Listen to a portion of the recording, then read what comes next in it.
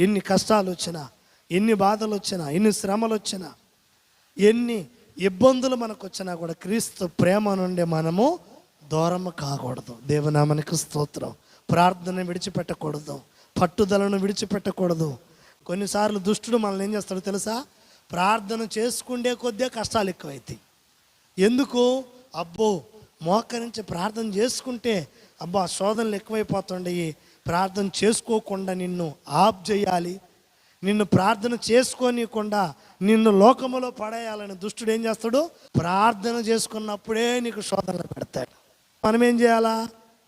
మెలకువగలిగి ఉండాలి. దేవునామానికి స్తోత్రమా, హల్లెలూయా. మెలకువగలిగినటువంటి ప్రార్థనా శక్తి, మెలకువగలిగినటువంటి ప్రార్థన బలం. Praise lord.